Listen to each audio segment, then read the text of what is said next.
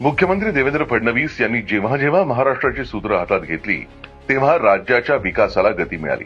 वर्षानुवर्ष मेट्रो प्रकल्प, expressway, ceiling, फायलींमध्येच अडकले होते। स्थगिती सरकारमुळे महाराष्ट्राच्या विकासाची गती थांबली होती। जेव्हा महाराष्ट्रात प्रगती सरकार आलं, म्हणजेच इन्फ्रामॅन देवा भाऊंच्या नेतृत्वातील भाजप महायुती सरकार आलं, तेव्हा प्रत्येक क्षेत्रात महाराष्ट्र आघाडीवर गेला। महाराष्ट्राच्या विकास गाथेत आज आपण पाहू महाराष्ट्रातील पायाभूत सुविधांचा झालेला कायापालट। महाराष्ट्राची विकास केंद्रे म्हणजेच इथल्या मेट्रो सिटीज, मुंबई, पुणे, नागपूर सर्वत्र जुनी वाहतूक व्यवस्था होती आणि नागरिकांना प्रवासात मोठी अडचण निर्माण होत होती। वाढत्या लोकसंख्येचा विचार करत आता पुढील 100 वर्षांसाठी एका आधुनिक वाहतूक व्यवस्थेची गरज होती। इन्फ्रामॅन देवा भाऊंनी या व्यवस्थेचं फक्त प्लॅनिंग आणि भूमिपूजनच केलं नाही, तर कामांचा पाठपुरावा करून वेगानं प्रकल्प उभे केले आणि त्यांचं उद्घाटन आणि लोकार्पण सुद्धा केलं। आज मुंबई, पुणे, नागपूर, छत्रपती संभाजीनगर, नाशिक अशा सर्व शहरांमध्ये जागतिक दर्जाची सार्वजनिक वाहतूक व्यवस्था तयार केली जाते।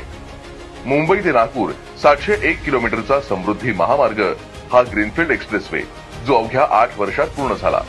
10 जिल्हे, 26 तालुके, 392 गावं थेट या महामार्गामुळे विकासाच्या प्रवाहात आली। प्रवासाचा वेळ 16 तासांवरून 8 तासांवर आला। पूर्वेपासून पश्चिमेपर्यंत महाराष्ट्र जोडला गेला आणि इतकंच नाही तर मार्गावर solar energy, industrial clusters, wild life tunnels यासारख्या आधुनिक व्यवस्थाही करण्यात आल्या। मुंबईकरांना वाहतूक कोंडीतून सुटका देण्यासाठी भाजप महायुती सरकारनं अनेक विशेष प्रकल्प हाती घेतले। अटल सेतू हा 21.8 किलोमीटरचा भारतातील सर्वात मोठा सागरी पूल बांधला।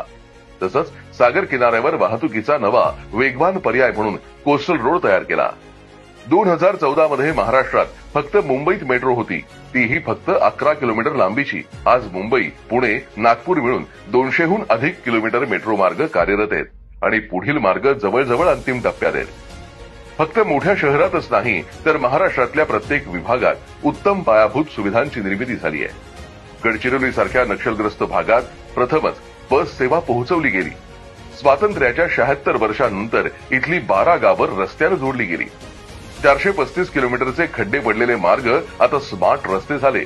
4 लेन, 6 लेन रस्त्यांची उभारणी, बायपास मार्ग आणि ग्रामीण भागातही दर्जेदार कनेक्टिव्हिटी झाली।